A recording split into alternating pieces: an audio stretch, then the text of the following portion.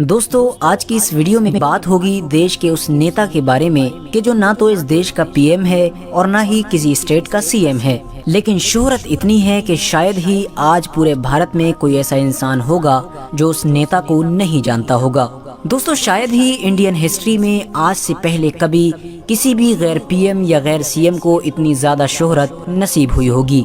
हम बात करेंगे उस इंसान के बारे में जो जिस न्यूज़ चैनल पर अपना कदम रख देता है उस न्यूज़ चैनल की टीआरपी आसमान को छूने लगती है। इंडिया का हर न्यूज़ चैनल्स आज के दौर में हर बड़े मुद्दे पर इस इंसान को अपने टीवी चैनल्स पर जबरदस्ती बैठालना चाहता है ताकि इस इंसान के जरिए से उसकी भी रोजी रोटी चल सके। दोस्तों मैं बात कर रहा हूँ हैदराबाद के सांसद असदुद्दीन ओवैसी की। चाहे बात लोकसभा की हो या फिर किसी भी आम चुनावी रैली की, असदुद्दीन ओवैसी के बोलने का अंदाज नहीं बदलता है।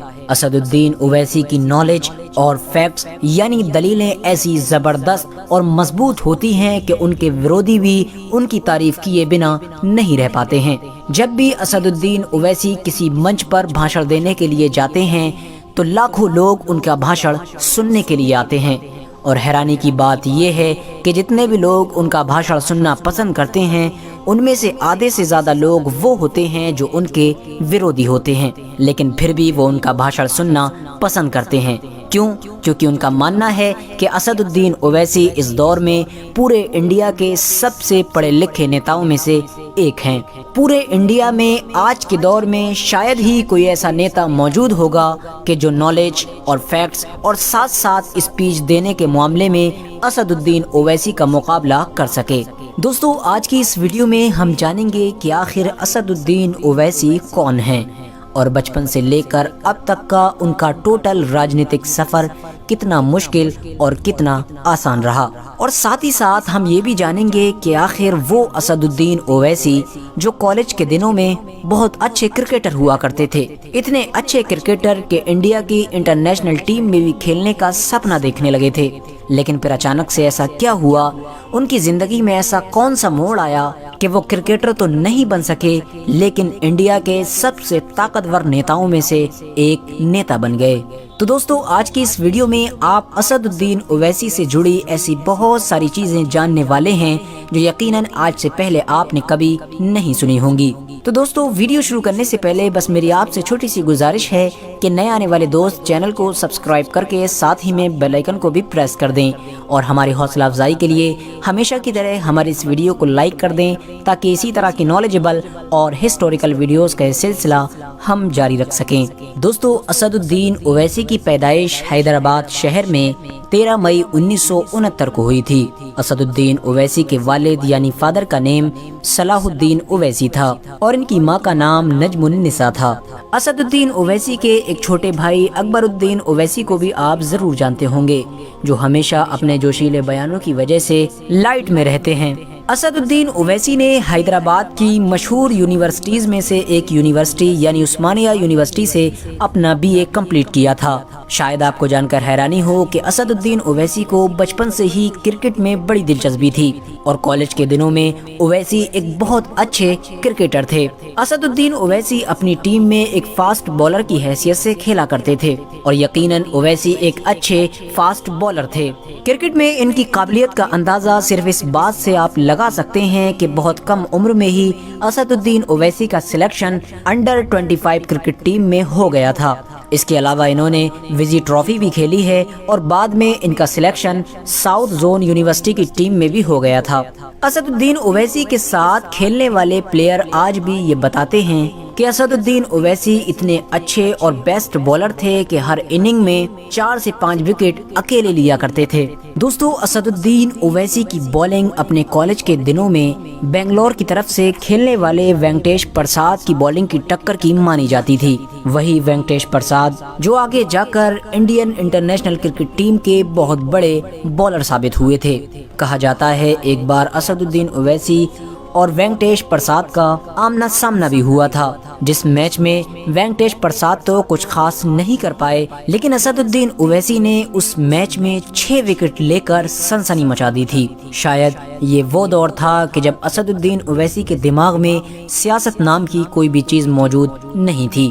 حالانکہ دوستو، اسد الدین اویسی کے فادر یعنی پتا جی اور ان کے دادا بڑے نیتا تھے، اور آزادی کے بعد سے ہی حیدرآباد میں اسد الدین اویسی کے خاندان کا سیاست میں ایک اہم رول تھا۔ سیاست میں ان کے گھر کی ایک الگ پکڑ تھی، جہاں ایک طرف اویسی کا پورا خاندان حیدرآباد کی پولیٹکس کا سینٹر مانا جاتا تھا، وہیں دوسری طرف ابھی تک اسد الدین اویسی پولیٹکس سے کوسوں دور تھے۔ وہ اپنا کریئر کرکٹ کے فیلڈ میں ہی بنانا چاہتے تھے، لیکن اچانک سے ان کے دماغ میں ایک سوچ نے جنم لیا، جس سوچ نے ان کا سب کچھ بدل دیا، ان کا مقصد بدل دیا، ان کی زندگی بدل دی۔ اسد الدین اویسی نے اچانک سے یہ فیصلہ لیا کہ وہ اپنے کرکٹ کریئر کو چھوڑ کر اب لاء کی پڑھائی کرنا چاہتے ہیں، اور وہ بھی انڈیا میں نہیں بلکہ لندن جا کر۔ بس اسی فیصلے کے بعد لاء کی پڑھائی کرنے کے لیے اویسی لندن کی طرف روانہ ہو گئے۔ دوستو، ویسے تو اویسی کی فیملی اتنی امیر تھی کہ انہیں لندن کی پڑھائی کا خرچ اٹھانے میں ذرہ برابر بھی کوئی دقت نہیں ہوتی، لیکن اس کے باوجود بھی اویسی نے لندن کی اپنی پڑھائی کا خرچ خود اٹھانے کا فیصلہ کیا تھا۔ اسد الدین اویسی خود کئی انٹرویوز میں یہ بتا چکے ہیں کہ جب انہوں نے لندن میں پڑھائی کی تھی تو اس کے ساتھ میں انہوں نے جاب بھی کی تھی، یعنی لندن میں اپنی پڑھائی کا خرچ انہوں نے خود نوکری کر کے اٹھایا تھا، اور یہ فیصلہ ان کی فیملی کا نہیں بلکہ ان کا خود کا تھا۔ دوستو، 1992 یا 93 کے دور میں اسد الدین اویسی لندن سے بیرسٹر کی ڈگری لے کر انڈیا میں واپس آئے۔ انڈیا میں واپس آتے ہی ان کے والد یعنی فادر صلاح الدین اویسی نے اسد الدین اویسی کو راجنیتی میں اتارنے کا فیصلہ کیا۔ اسد الدین اویسی کے فادر صلاح الدین اویسی نے اپنی پارٹی مجلس اتحاد المسلمین سے 1994 میں اویسی کو ٹکٹ دیا۔ اسد الدین اویسی 1994 میں ویدھان سبھا کا الیکشن لڑے، اور اس الیکشن میں جیت کے ساتھ ہی اسد الدین اویسی نے ویدھان سبھا میں انٹری کی۔ دوستو، اگر بات کی جائے اسد الدین اویسی کی راجنیتک پارٹی یعنی AIMIM کے بارے میں، تو آپ کو بتاتے چلیں یہ کوئی نئی پارٹی نہیں ہے بلکہ یہ حد سے زیادہ پرانی پارٹی ہے۔ دوستو، شاید آپ کو جان کر حیرانی ہوگی کہ اویسی کی آل انڈیا مجلس اتحاد المسلمین جو پارٹی ہے وہ آزادی سے بھی پہلے بنائی گئی تھی، یعنی اس کی بنیاد 1930 میں رکھی گئی تھی، اور اس پارٹی کا بھارت کی آزادی میں بھی بڑا اہم یوگدان رہا تھا۔ اس دور میں اس کی بنیاد رکھی تھی نواب محمود نواز خان نے۔ لیکن دوستو، ہوا یہ کہ جب انڈیا پاکستان کا بٹوارا ہوا تو اس پارٹی کے فاؤنڈر یعنی نواز محمود نواز خان پاکستان چلے گئے، اور اس وقت اس پارٹی کی کمان قاسم رضوی کے پاس آ گئی تھی۔ یہ وہی قاسم رضوی تھا کہ جس نے بٹوارے کے وقت حیدرآباد کو پاکستان میں ملانے کی بھرپور کوشش کی تھی، لیکن یہ کامیاب نہیں ہو سکا۔ بدلے میں اس کو انڈین گورنمنٹ نے جیل میں قید کروا دیا۔ تقریباً 8-9 سال جیل میں کاٹنے کے بعد جب اسے رہائی ملی تو یہ فوراً پاکستان بھاگ گیا، اور اس کی یہ پارٹی تنہا رہ گئی۔ انڈین گورنمنٹ نے اس وقت فوراً اس پارٹی پر بین لگا دیا تھا، اور کسی بھی پارٹی پر بین لگنا اس دور میں کوئی بڑی بات نہیں تھی، کیونکہ MIM کے علاوہ اس دور میں RSS جیسی پارٹیوں پر بھی پابندی لگائی گئی تھی، اور انہیں بھی ہمیشہ کے لیے بین کر دیا گیا تھا۔ 1857 میں جب اس پارٹی کے اوپر سے بین ہٹایا گیا تو اس کی کمان اب ایک نئے انسان نے سنبھالی، جس کا نام تھا عبد الوحید اویسی۔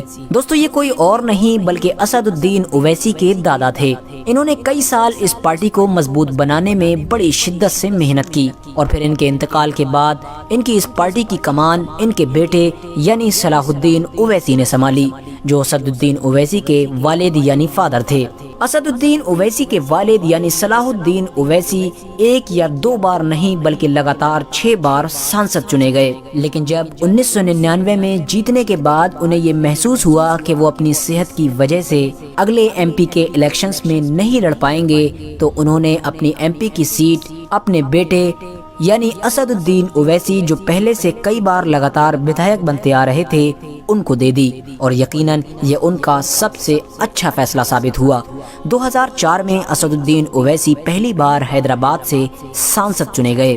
2004 میں لوک سبھا کا چناؤ جیتنا تھا، بس اس کے بعد تو مانو اسد الدین اویسی کی قابلیت کی وجہ سے ان کی شہرت میں चार चांद लगते चले गए। असदुद्दीन ओवैसी 2004 का इलेक्शन जीतने के बाद जब पहली बार लोकसभा में गए थे तो शायद किसी को भी ये अंदाजा नहीं था कि आने वाले दिनों में ये कम उम्र का दिखने वाला एक सीधा सा इंसान हमारे ऊपर इतना भारी पड़ने वाला है।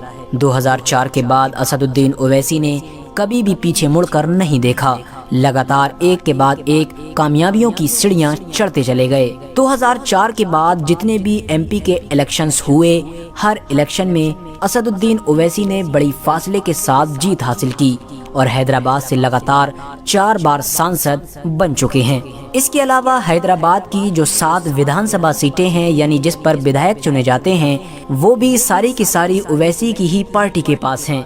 यानी अगर ये कहा जाए कि हैदराबाद की राजनीति में ओवैसी की इजाज़त के बगैर एक परिंदा भी पर नहीं मारता है तो शायद ये कहना गलत नहीं होगा। दोस्तों, साथ ही साथ आपको मैं ये भी बताता चलूं कि असदुद्दीन ओवैसी कुछ आरोपों की वजह से जेल भी काट चुके हैं।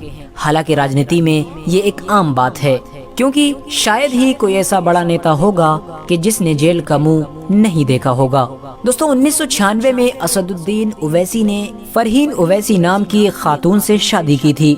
आज असदुद्दीन ओवैसी की 6 औलादें हैं, जिनमें से उनकी 5 बेटियां और एक बेटा है। दोस्तों, आपको बताते चलें कि असदुद्दीन ओवैसी के सपोर्टर्स उन्हें नकीब मिल्लत यानी दीन के रहनुमा के नाम से पुकारते हैं और शायद असदुद्दीन ओवैसी में नकीब मिल्लत कहलाने के लायक बहुत सारी खूबियां मौजूद भी हैं, क्योंकि असदुद्दीन ओवैसी की खास बात यह है कि वो हमेशा ज़मीनी तौर पर लोगों के साथ जुड़े रहते हैं। वो जब भी हैदराबाद शहर में मौजूद होते हैं तो अपने ऑफिस में दिन में तकरीबन 4 से 5 घंटे का वक्त बिताते हैं और उन 4-5 घंटों में एक एक करके लोगों से मुलाकात करते हैं और उनकी परेशानियों को जल्द से जल्द ख़त्म करने की कोशिश करते हैं। आज के दौर में हैदराबाद में असदुद्दीन ओवैसी के बहुत सारे हॉस्पिटल और बहुत सारे स्कूल्स हैं, जिनमें से ज़्यादातर हॉस्पिटल्स और स्कूल्स में फ्री में ही इलाज किया जाता है और बच्चों को पढ़ाया जाता है। और इन तमाम चीज़ों को असदुद्दीन ओवैसी के छोटे भाई यानी अकबरुद्दीन ओवैसी संभालते हैं।